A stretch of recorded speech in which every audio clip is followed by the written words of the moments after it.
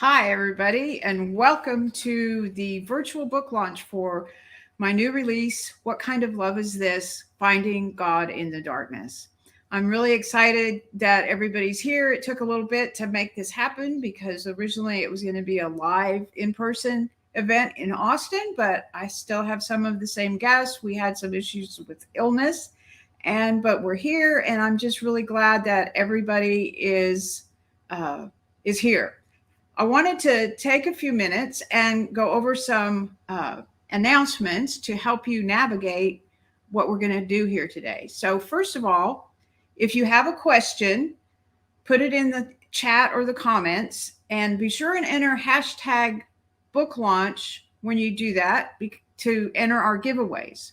So if you have questions, put them in the chat. We'll be covering those questions a little bit later in the broadcast. So feel free to do that. And then also, as promised, we're going to have 4 giveaways. And these are the giveaways that we'll be doing throughout the broadcast. There's some really cool prizes. And all you have to do to enter is to type hashtag book launch in the chat. And then finally, today during the launch, you can purchase a book at a special price, a signed copy, by going to charlottethomason.com/special offer. And every purchase, you get a free gift, this little swag bag of goodies that are kind of cool little things that you'll actually be able to use.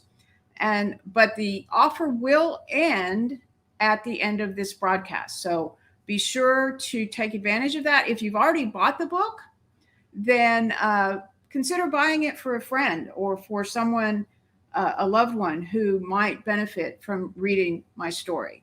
So those are just some of the housekeeping things to help you navigate. And I'm just glad you're here. And I want to tell you that what I want to accomplish today is I want to share information about my book, but I also want to have fun. So I encourage you to interact via the chat and the comments, and let's just enjoy being together today as we celebrate the launch of my book.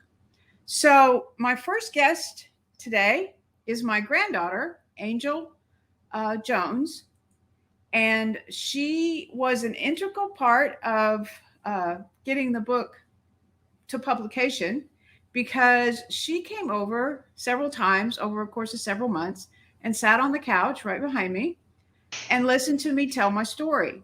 Now, that may not necessarily sound like a really big deal, but for me it was, because writing this as a story was really not an easy thing for me, because I'm a retired social worker and writing things in a narrative is kind of out of my comfort zone. So I was really appreciative that she did that. And then as I wrote the book, I really felt that those conversations were an important part of the story itself. And so those conversations are interwoven throughout the book.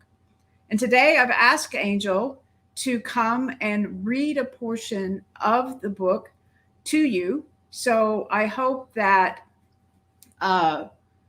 you enjoy that reading, and welcome, Angel. And I'm going to just turn it over to you. All right. Thank you so much. I'm super excited to be a part of this. It is a huge blessing. And we're going to just get right into the reading. This is a short excerpt that I thought a lot about before picking what to read. So I hope you guys enjoy it, and I hope it gives you kind of an idea about what the book's about, what you can expect from it. So here we go. This is What Kind of Love Is This?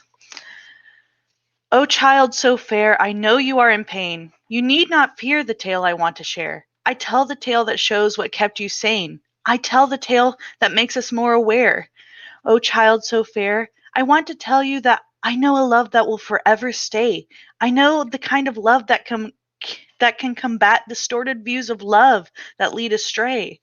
O child so fair, I long for you to know our daddy's words were lies and not the truth. And when I feel the tempter's frightening blow, I stand my ground and say, I know my worth. And by his crimson blood, my stains removed, transformed and white as snow, I stand approved.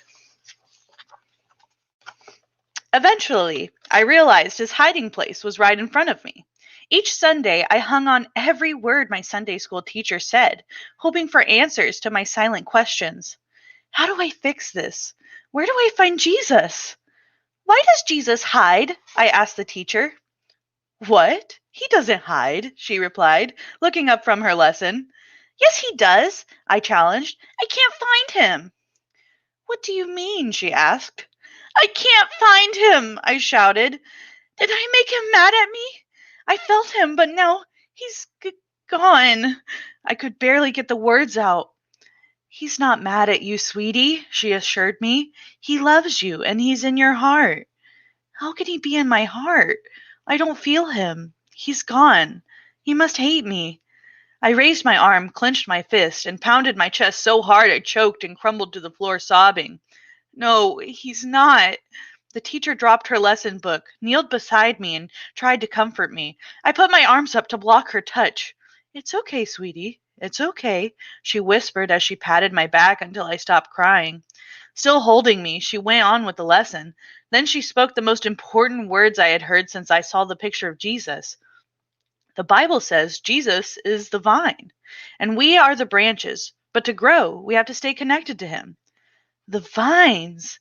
Yes, that's how I find him. He's in the vines. Now I know how to find him. I smiled at the teacher and hugged her as hard as I could. As we walked out of the classroom, Russell interrupted my thoughts. That was embarrassing. They think you're crazy. I don't care. I know where to find Jesus. Didn't you hear her? Jesus is in the vine, I announced as we went into the sanctuary. Russell rolled his eyes and slipped into the pew next to Mama. I didn't hear a word of Daddy's sermon that Sunday. As I fidgeted with the ribbon on my dress, I couldn't wait for church to end. I'm coming, Jesus. I'm coming to meet you. When we got home, I quickly changed into play clothes and rushed to the backyard. Please be here. Please be here. During the first 2 years we lived in Ogden, Russell and I spent hours in our backyard creating adventures where we were invincible. Once the adventure began, everything else faded from view, and the make-believe world became the place where we were in control. An apple tree in the center of the yard soared high above the house like a giant guarding the occupants. Depending on the story, the tree became the center mast of a pirate ship or a rocket to outer space. Withered grapevines covered the bottom half of the tall chain-link fence that separated the yard from the school playground. In one corner, remnants of the grape arbor provided a makeshift shelter for a lost hero, a cave for a damsel in distress, or a hideout for a villain. And now the arbor took on a new meaning. The smell of rotting apples filled my nostrils as I ran past the apple tree. In my rush to get to the arbor, I tripped on a fallen branch and crashed to the ground. As I brushed the leaves and grass off my arms, I spied a stick lying near the branch that caused my fall. For a second, I forgot why I came to the backyard. I ran my fingers across the stick's edge. Swish, swish! I have you now, you dirty scoundrel! I wielded my weapon at my imaginary foe. Swish, swish! Wait, the vine! I have to go to the vine! I dropped the stick and continued walking toward my destination. I pushed aside a few straggling tendrils at the entrance and stepped into the enclosure. A few green tendrils weaved their way up the fence, across the chicken wire arch, ending at the ground on the opposite side. Dry, dead branches interwoven along the arch created a solid wall on either side. A short wooden fence at the back completed the enclosure. Sunlight streaking through the gaps illuminated a small tree stump. I ambled toward the stump, being careful to avoid remnants of Russell and my past adventures. Have you been here all this time, Jesus? As I touched a branch, a soft breeze brushed my face. I sat on the stump, closed my eyes, and waited. What are you doing back here? Russell interrupted my solitude. Nothing, just sitting. I wasn't about to share my secret with him. Want to play pirates? No. Come on, please. Ignoring his plea, I turned my back to him. Come on, play with me. How about superhero and villain? He suggested. You can be the hero this time. With a sigh, I gave the arbor a parting glance, grabbed the stick, smiled, and exited the arbor. The mission to save the world from a supervillain soon overtook reality. As promised, Russell let me be the hero, while he was the villain. Thoughts of triumph filled my head as I plotted ways to defeat my foe. The yard transformed into an intergalactic battleground where I was in complete control. As the story unfolded, an unfamiliar rage filled my body.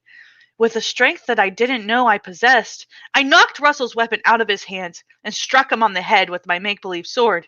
He fell to his knees in surrender, but I continued my assault, hitting him repeatedly with all of my strength. He turned into a monster I had to defeat no matter what the cost. My entire body shook with rage as I struck his face and arms. Stop! That hurts! Russell raised his arms to shield his face. Ignoring his plea, I shouted, You won't hurt anyone again! You must die! My sword landed another blow. You can't escape! No, stop it! Stop hitting me! He gripped my arm so hard that I dropped my sword. I tumbled backwards but steadied myself before I fell. The intergalactic landscape faded. The sword turned into a stick. I'm sorry.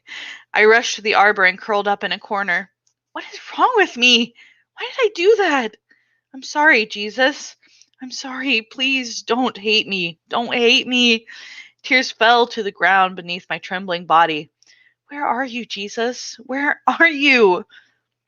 Fear replaced rage as I curled tighter, hoping to disappear. My heart pounded like a wild animal struggling to escape its prison. I couldn't breathe. A shadow blocked the entrance to the shelter, and a voice, Charlotte, made me inhale enough air to keep me from passing out. Hopeful, I looked up, but the shadow was not who I expected. Daddy's gigantic frame blocked the sunlight. Russell said you hit him. Why did you do that? To my surprise, he smiled, but his kind face didn't convince me I was out of danger. I don't know. I'm sorry. He made me mad. He reached out his hand. Come here. Let's go inside. I recoiled further into the corner, shook my head and attempted to speak, but sobs prevented any words from escaping my lips. His eyes widened, and his face turned crimson.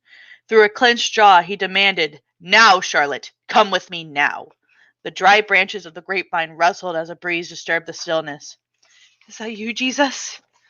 I said now. Yanking me from my perch on the stump, Daddy pulled me out of my refuge. My feet left grooves in the dirt as I resisted his effort. At the entrance, one hand caught a vine and I begged, Don't make me leave. Help me, please.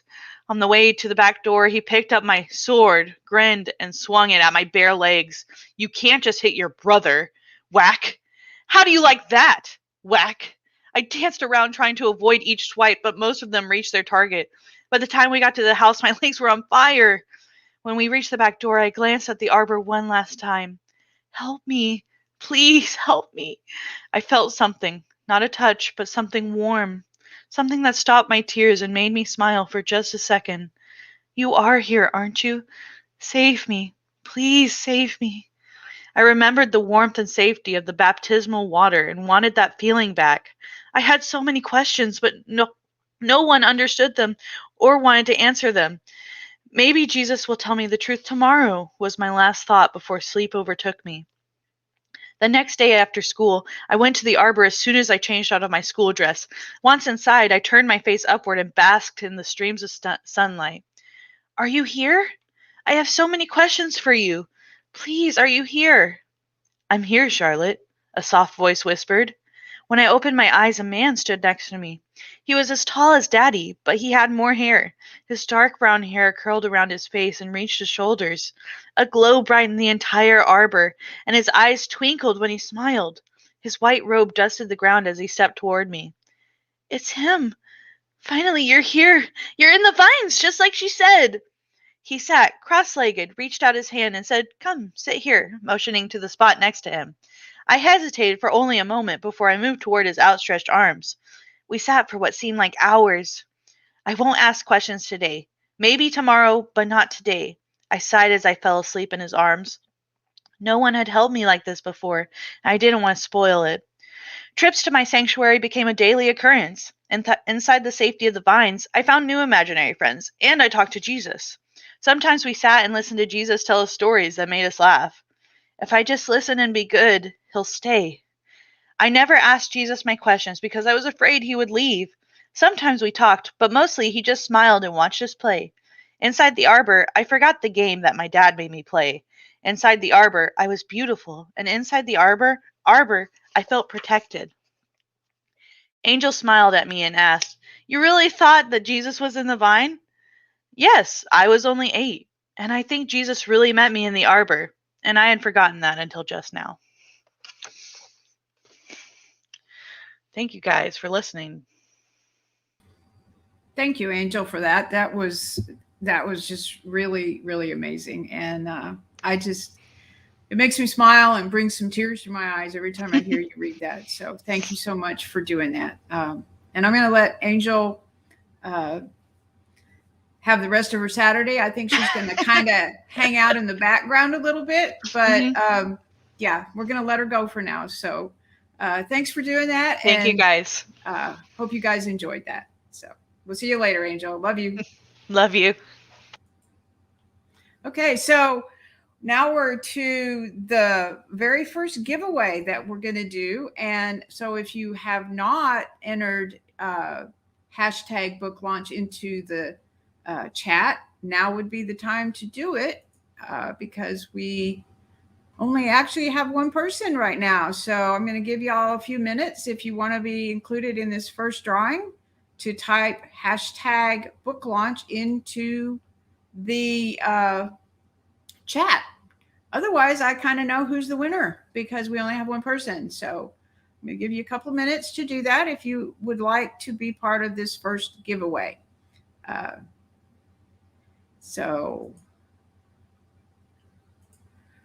here is what we're giving away this time, just so you can have a little better close-up picture. It's a ceramic mug, insulated ceramic mug, and a package of 8 tea bags, and it's actually gourmet tea. So y'all really want to not miss out on the giveaway. So please enter it in the chat. And I apologize because apparently the Facebook live stream is not working. So I'm trying to get in touch with people via Messenger that have that link and to try to use the YouTube link, because for some reason I'm not sure why it's not connecting to Facebook. I tried to check everything out ahead of time, but it is not connecting. So anyway, so right now we only have, as far as I can tell, one person in the chat who has entered. So that person, that I'm going to go ahead and run the tool just to be sure, but it looks like that there's only one person. So we're going to see if that's the case. And yeah, we only have one person. So let me see if it's.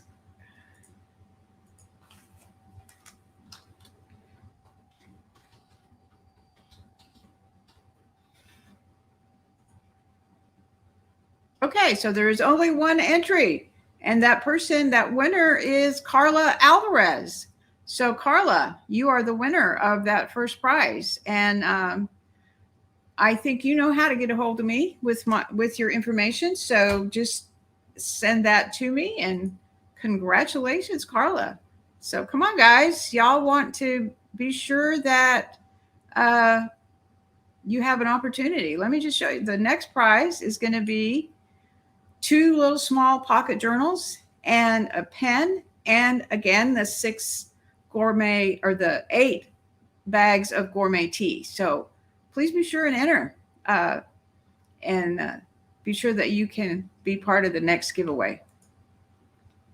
You really want to be able to do that. So okay, but we'll move on because hopefully we'll have more than one person for the next one. Or Carla may be, the winner of everything, which would be good for her, but sad for you guys. So, there you go. We have another entry. So that's good. Okay. So, my next guest is Pastor Kelly Mata. And I have known Kelly for over 20 years. When I first came to Austin, well, actually it was a second time that I came to Austin, but in 1999 I moved back to Austin, and I was a mess in every sense of the word. I was struggling with sexual addiction. My daughter had gone to school. She was getting ready to be married, or and or actually she was married and about to have her first child. And I was a mess. I was alone. I didn't know. I really felt like God probably hated me.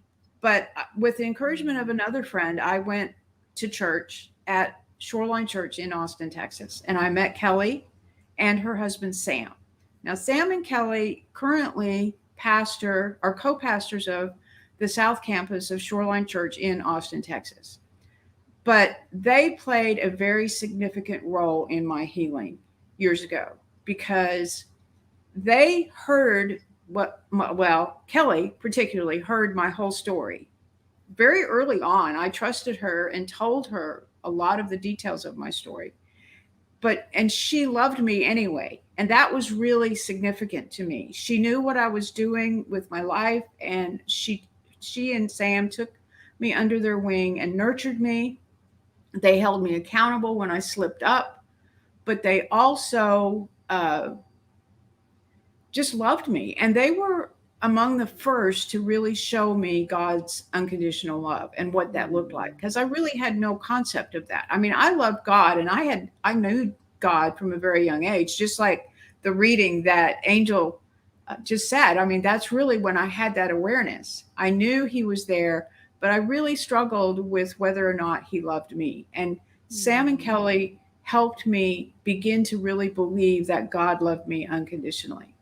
And so when I started to write my memoir, I needed a person to read it as I wrote it. And in the writer's world, that's called a alpha reader. And so I asked Kelly if she would do that, and she agreed. So she acted as that. She read the first draft, and she was sometimes brutally honest with what needed to change, but she was also very supportive, and she prayed for me and she prayed with me. And it was just a really awesome experience. And today I really count Kelly as one of my dearest friends. And so what I wonder, Kelly, if you would share with the audience for a few minutes what it was like to be the alpha reader for my book. And then secondly, who do you think should read my book and why? So I'm going to turn it over to you. Welcome to the launch and thank you for being here. And I'm just going to turn it over to you and let you share about those two topics. Thank you for having me, Charlotte. What an honor it is to be here with everybody, with you. And I know everybody is so proud of you for writing this book and for having the courage to do so. And we just want to commend you for that. So cheers to you. And so I just want to back up a little bit as when we met the very first time, and started developing a relationship, some of the greatest things that I have the opportunity to do is really hear people's stories. And I believe that when people share their story, there's strength in their story. First of all, everybody needs to understand that stories really matter and that your story matters. So as I was listening to your story when we first met, I was like, wow, this girl is going places. She is getting set free. She is becoming victorious. She is more than a conqueror. And I can't wait to see what God does. And today is a little bit of a glimpse of what he has done. And again, I want to commend you for that. Yay, you, yay, God. So as an alpha reader, being with you for as many years as we have has been quite the honor. And to see you grow and change has been just a wonderful transformation right before our eyes. So being an alpha reader was like, at first I was like, okay, I've heard this story. Help me to see it with fresh eyes. Help me to stay in the position of not just the pastor, but as a reader. So as I'm reading the story, I'm thinking to myself, this is incredible. I couldn't put it down. The style that Charlotte uses to write with, her sonnets, her letters back to her younger self, the descriptions like you heard Angel share, which was magnificent. those kinds of things, like as I'm reading the book, I'm like, this is so intriguing. This is so adventurous. What a great journey. And it was so easy to read. And again, I really couldn't put it down. In fact, it's funny because I'd be emailing her, okay, I'm ready for the next chapter, ready for the next chapter, ready for the next chapter. And that was really, really fun to do that. And I know that encouraged her to keep writing. So that was also a great thing. And as I'm reading the book, so I received a brand new, fresh published copy, which you can do that today, and is purchase the book. You can do it on Amazon, or you can do it on her website, charlottethomason.com. But anyways, as I was reading the book, even today, I couldn't put it down. Is like, that's no joke. That's reality. I was thinking, man, counselors need to get a hold of this book.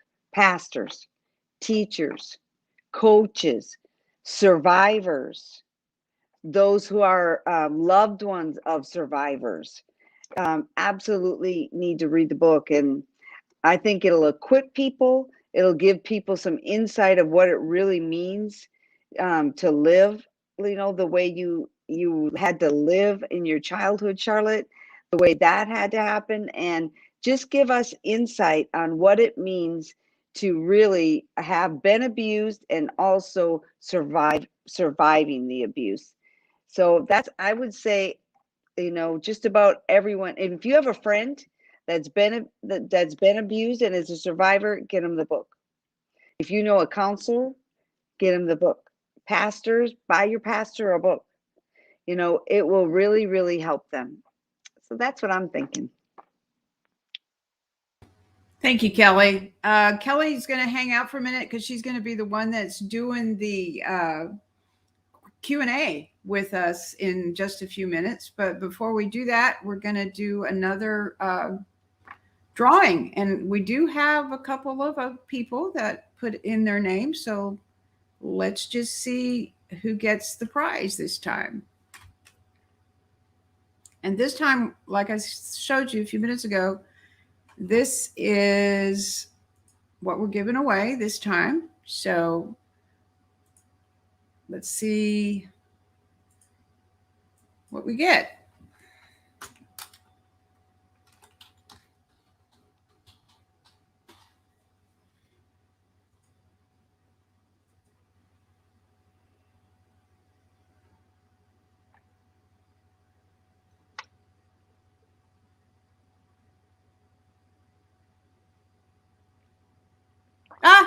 So Carla is the winner again. You're just a lucky person, Carla. I'm not sure how that happened, but you got the prize again. So you get the first two prizes. So see, you guys need to enter again so that you can be included in the next drawing. So, which will be after we do the Q&A. So hopefully we'll have a few more people that'll put in book launch. So you'll be included if you didn't win. So, and bless her heart, Carla said that I could go ahead and draw again since she won. So let's just let's do that. We'll go back and do it again. See if we can get a different winner. That's very nice of you, Carla. I think they included you because we didn't actually draw for the first one. So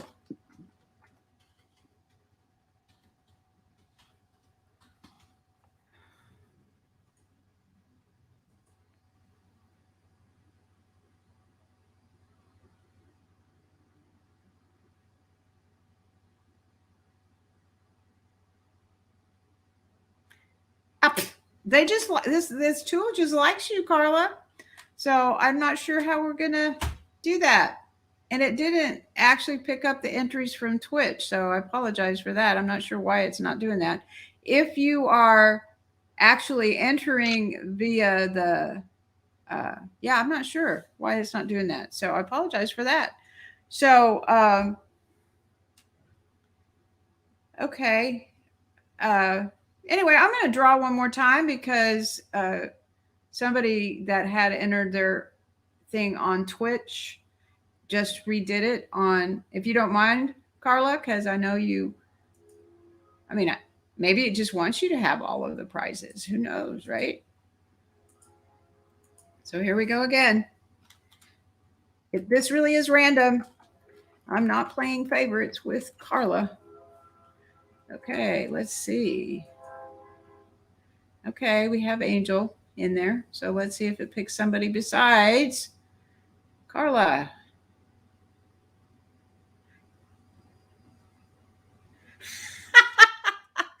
I don't know, Carla. You must be the winner. So maybe next time you won't be. Okay.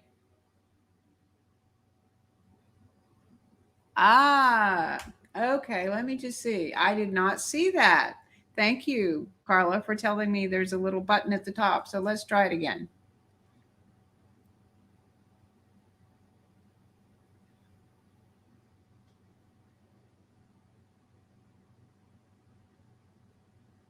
Yay, Sherry, you won. So you can, if you can send me your information, yay to Sorry, you. I couldn't quite hear you. Could you please? Okay, Siri just thought I announced them. So yeah.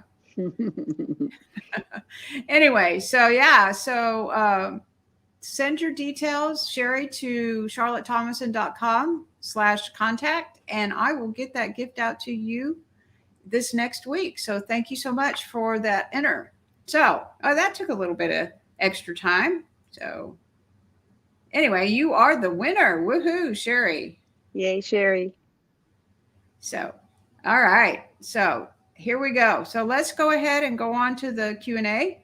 And Kelly is going to do that with me. Yep. So Okay. here we go. Here we go, Charlotte. You ready? I think I am ready. Yeah. The first question. Before you found your way, how do you feel like you treated people? Well, I actually was not very nice, to be quite honest. I got angry really easily, and I would get annoyed with people, especially if I was tired or if I just had a bad day. I remember when I first started having a small group, one of the ladies that came to my first small group, she, I thought I recognized her, but I wasn't sure. And towards the end of the session, she asked if she could say something because I was encouraging them to come back, and that what I was trying to help them with really did work because it had worked for me. And she said, I used to work with Charlotte. I was an administrative assistant for the state where she was an adoption worker. And I want to tell you that this does work because I was afraid of her. And that shocked me because I was totally unaware of how I came across to people. Now, it took me a really long time to get past reacting to situations instead of responding, and to not take everything personally. And so as I gradually began to realize that I wasn't defined by my what had happened to me, and slowly began to love myself, I think, really, and to realize God really did love me unconditionally, I started being kinder. And that has even lasted into the last few years, because I think 3 or 4 years ago, my daughter Corinne told me that I was kinder. And so this is a lifelong process of discovery. So yeah, it changed. It changed me for sure. Yeah. That's good. Which I think just equates to the more healed we are, the more that we can respond or react to people in a kind way. Yes. And you've been on the healing journey. That's awesome. So can you describe your realization that Jesus was with you all along? I think that came really a long time after I started healing. And I think you and Sam were an integral part of me being able to realize that. And I think the other person that helped me with that was John, my husband, who passed away about 8 years ago. Because I remember the first time that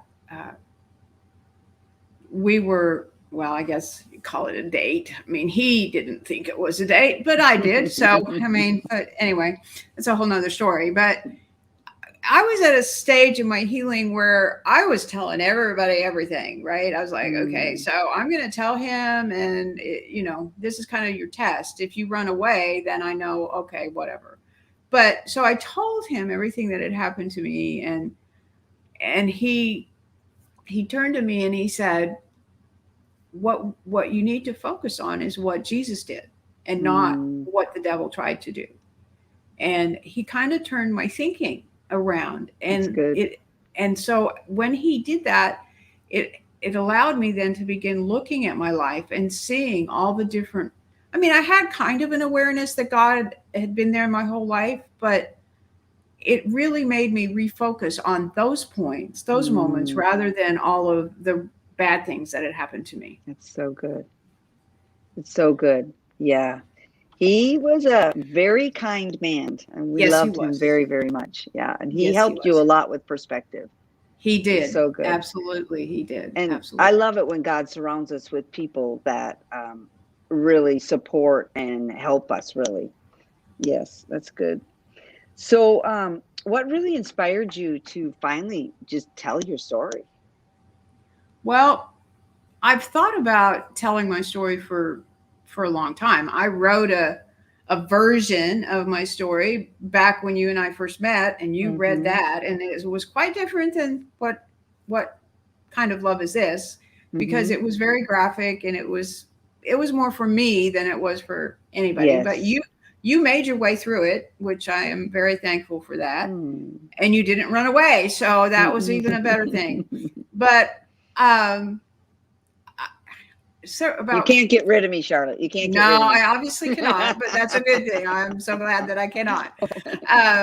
So I really, I think the decision to write the book really came about 4 years ago, really, because one of my professors at HBU, Houston Baptist University, where I was enrolled in the master's program in cultural apologetics, in one of his classes, he asked the question if anyone had experienced a miracle. And I shared an experience that I had at age 11 that I considered a miracle. And he, because this was all online, and he sent me or posted an answer to that and asked me if I wanted to do a video of that experience. And so he could put it on his YouTube channel. And after I got up off the floor from fainting about that, I and thought about it for a little bit. I decided, okay, fine. And I talked to my daughter about it, and she said, Mom, people need to know that this stuff happened, and you're not. And I asked her, I said, yes, but I don't want to focus on all the bad stuff. And she said, but you're not. You're starting with miracle. And so that was kind of the catalyst. And that's when I started doing a website and writing a little bit about my story and getting the word out there. And I got some very positive response to that. And so I decided to, in the final class of my graduate degree, my master's degree, my capstone project was actually to begin writing the memoir. And that's when I had the discussion with Angel to write it as a story. Yeah. And I started a YouTube channel so that I could talk a little bit more about it. And so that's kind of how all that came about. That's really cool. And before I forget, I really want to encourage people to look at your website, charlottethomason.com, because you have some awesome blogs that I read them some of them I read years ago, some of them I read just recently, and even the ones that I read before, it's a fresh new perspective. And you're an amazing writer, and I love too your morning meditations on Instagram and on Facebook. So if you guys don't follow charlottethomason.com or Charlotte Thomason, it's time to follow, because you will continue to grow. One more thing, I just wanted to add that, it really warms my heart that your granddaughter is part of this process. You know, there, God is good, and we do have an enemy who is not good. And he tried to take you out, Charlotte. But I can just say this because, I get to see from this view is that he didn't just not take you out, but God made a way, turned it into good. And he's using your family, you and your family together, generations to help heal other people. So I just want to really, highlight that because that's a beautiful dream that's come true as far as I'm concerned. Well, it is. And, I think a big part of that too is how God has reconciled and restored my relationship with my daughter, Corinne, Yes. as well. And, Mhm. she is absolutely the joy of my life. Oh, yes. She is an amazing mother, and she's a teacher. And it's just been really an incredible experience to develop a really good friendship with her as Yes. an adult too. So yeah, God it's- values family, and he wants us to be well connected. Very good. Okay. Last question is, how did you reconcile that God loved you all along, but these horrendous things happened to you anyway? Well, that is not an easy question to answer, but Yeah. I think the way that I reconciled that was that I realized that God gave us every creation free will, Hmm. every human creation free will. It's good. He promised that he would not ever take that away, Mm. and he would not ever swoop in and keep us from making a choice that was going to be harmful to us. I mean, a perfect example of that is the Garden of Eden. I Mm. mean, he did not swoop in and grab that apple out of Eve's hand. He It's could good. have, but he did Mhm. not. And so that includes parents who decide to abuse their children. And so Mm. uh, when I realized and kind of wrapped my head around that, what I realized was is that because God was present at very key point. I mean, he was there all the time, but he Mhm. showed up at Yeah. several times in my life. And I realized that what occurred was he protected my soul. And I had a Mm. choice. I could follow in the footsteps of my family and become a perpetrator, or I could follow that stirring in my heart that happened at a very young age when I first realized who Jesus was, and I Mm. could fight and not go down that path. So good. And when I made that choice and opened that door just a little bit for God to come in, then he was able to then protect my soul so Yes. that the abuse did not occur that is so. Mm. And so that's kind of how I reconciled that, in that he just was that kind of a presence in my life. So beautiful. And I love the way you described his presence in your book. I mean, it's very sweet. There's so many sweet moments, and it made me realize as I was reading your book that if we ever wonder where God is, he is very near, and you really described it beautiful. So I Thank really you. want to encourage people like to buy the book, to write reviews on Amazon, you know, to write reviews on Kindle, wherever you have the book, and just write the reviews because this book really does need to get out to help people. This is so much. Your story is powerful and your story is important to hear, but your story is going to help heal people for generations way beyond when you're in heaven. This book is still going to help heal people. So I really want to encourage people to get a hold of it, especially in the world that we live in right now. There's so much chaos. We all need an anchor, and his name is Jesus. And you describe him beautifully in the book, and how no matter where we are, what kind of choices we make, because, in the book you described you didn't make all the right choices, all the choices that we make individual, he is still present. And so thank you again for the courage to share, for the description. You know, your descriptions are beautiful. The sonnets are, I still go back and read the sonnets because it's so refreshing.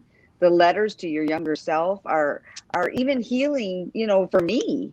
So I just really want to encourage people to go ahead and get the book. It was beautiful. Thank you. Thank you so much.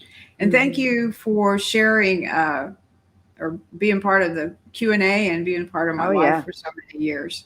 So we're gonna do the third giveaway right now, and we do have several people now that have entered, Good. and we are gonna give away another set of journals and some gourmet tea. The next giveaway, just so you know, at the very end is another ceramic mug and tea and a signed copy of my book. So it's kind of Beautiful. like the grand finale uh, gift. So, Yes. but we're going to go ahead and do the giveaway right now. And thanks to Carla, I'll just draw again. And we have 7 people now. So this should be, Yay. so here we go. Let's see who the winner is.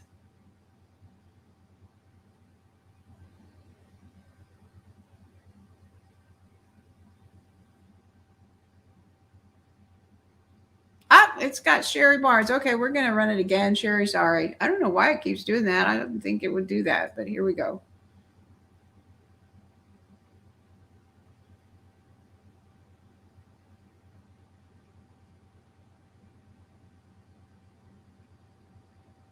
Roseanne, yay, my friend Roseanne. I'm so glad that she won this because she said she wanted to be part of the drawing so she could win one of the prizes because she lives here in the building with me and she's one Nice. of my dearest friends. So congratulations, Roseanne. Yay. I'm so excited that you are the winner. So and I know how to find you, so I will be bringing you your gift because you live down the hall from me. So thank you so much for entering. And we do have one more drawing at the end, and then we'll.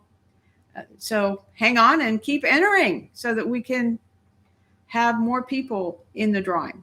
All right. So all right. Well, thank you, Kelly. I'm gonna let you go now, and because I know you've got another event that you have to be at in just a few minutes. So thank you so much for being here, and I will talk to you soon. All right. All right. Bye, Love everybody. Love you. Bye-bye. Bye-bye. Bye. Okay. So, well, that time went by really fast. I hope you guys had a good time. I hope you enjoyed what we're doing. And before we end, I wanted to share just a few thoughts about why I wrote What Kind of Love Is This? And also what I hope you as a reader will get out of it. And I would encourage you to make sure that you take advantage of the special offer at charlottethomason.com/special offer and to purchase a signed copy of the book because that special will end when this broadcast ends. So please take advantage of that so that you can be part of that you can have that book. So I want to share a little bit first about why I wrote the book. I've shared a little bit about it in the Q&A, but I really wrote this book because I wanted to leave a legacy. I'm not wealthy. I don't consider myself a super special person. I'm not a celebrity, but I have a story. And I have a story that is not that uncommon.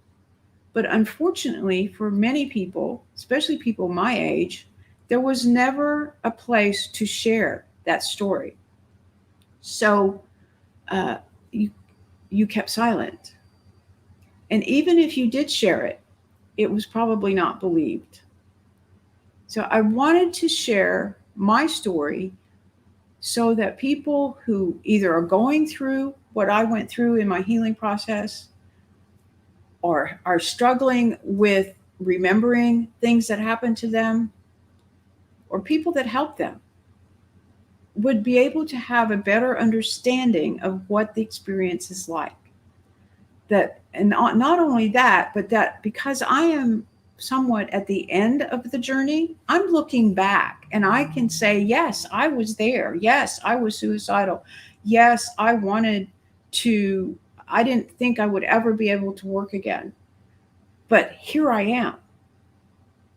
I have 2 master's degrees. I worked as a social worker for over 35 years, and here I am. So I just wanted to write my story so that those who have the same struggle would be able to see that there is hope. And my passion is to give people hope.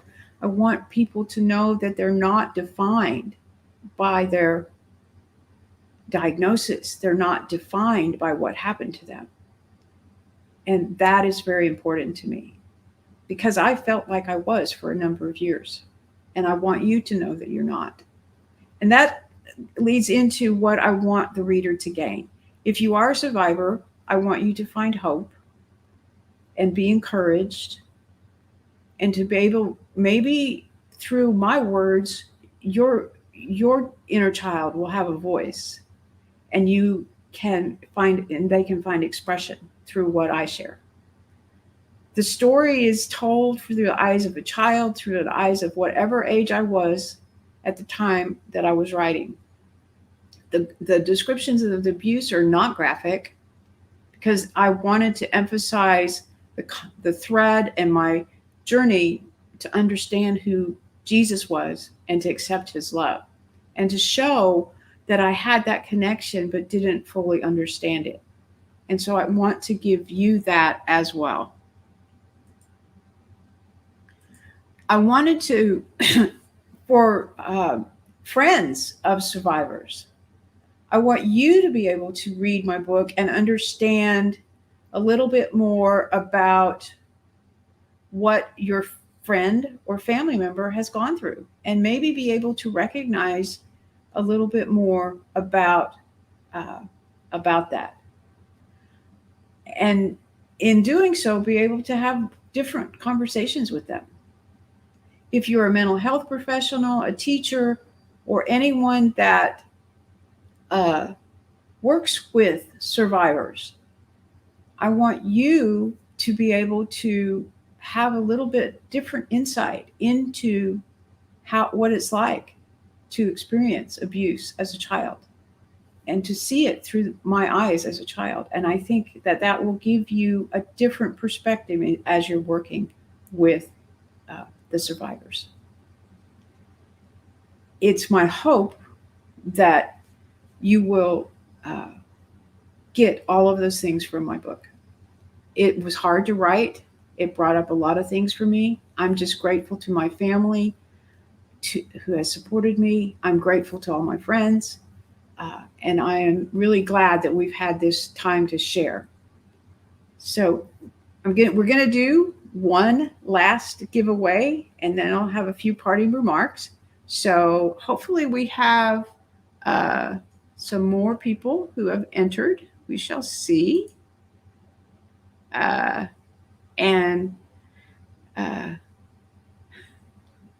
So hopefully, if you haven't already put in #book launch, please do so, because we're going to do the final giveaway, which is the mug, the tea bags, and a signed copy of my book.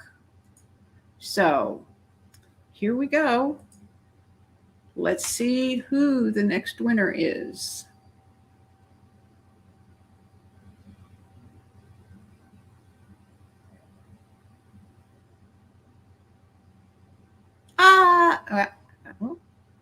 Corinne.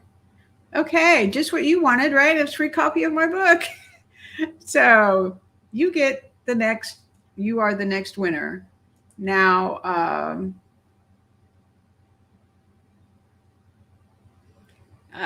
so yeah, you are the winner, Corinne. So you have the last, you win the last prize. Well, let me do it again because it looks like we had a late entry. So, I mean, yeah, Corinne says draw again. She is my daughter. So, yeah, let's draw again. Let's see what happens. I have so many nice people because that's a little bit strange.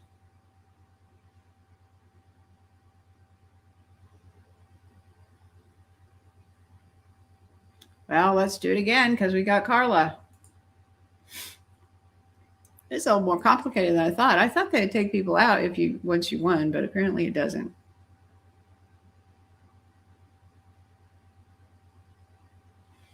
Okay, one more time. We shall try it again.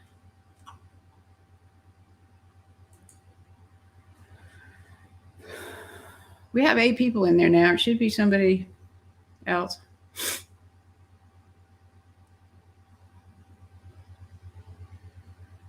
Angel?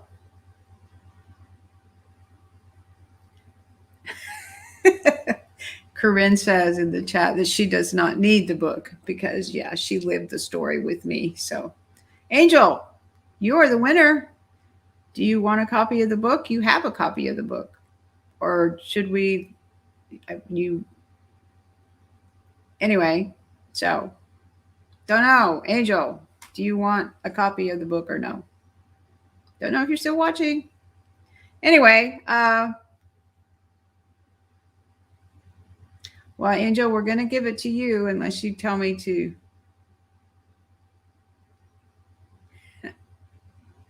Okay, that is awesome. Angel says yes. So, yeah. And you will enjoy the mug and the tea. So, okay. So, Angel, I will get that to you soon. So, we'll talk to you soon and get that to you. Okay. So, I want to just thank everybody for being here today. And I want to, this has just been such an interesting and an exciting experience for me. It's been new. There's been a few glitches because I'm brand new at this kind of thing. And I just really thank you guys for watching. And I hope that you have enjoyed our time together. I want to remind you that these are the ways that you can follow me on social media. And you can visit my website at charlottethomason.com. My email address is bethia1953@gmail.com. I would encourage you to take a picture with the book and post it to social media with the hashtag "What Kind of Love Is This?" And I would also just want to let you know that the offer ends at the end of this broadcast. But the book is available wherever books are sold. And be sure to leave a review on Amazon.com and Goodreads. So,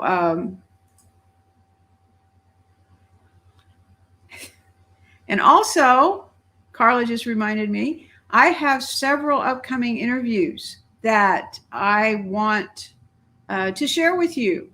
I don't have that. I will post them on my Facebook page, and I usually do promos for them. But you can see me on WGGS TV on Monday at 7 p.m., 7 to 8 p.m. It's a recorded television program out of South Carolina, Greenville, South Carolina. I taped that a couple of weeks ago, and it had a great time.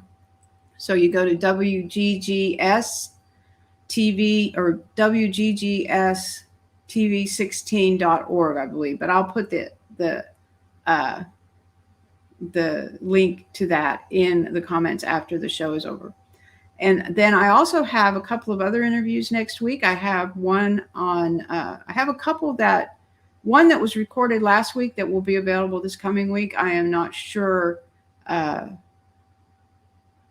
exactly the time, but I want to, if you follow my website, you can get all the updates for all the interviews. But I do have another one coming up next Friday or next Thursday morning. It's a live broadcast on a show called The Nancy Sapato Show, and it's out of Washington State, and she will be talking. I will be talking about my book with her.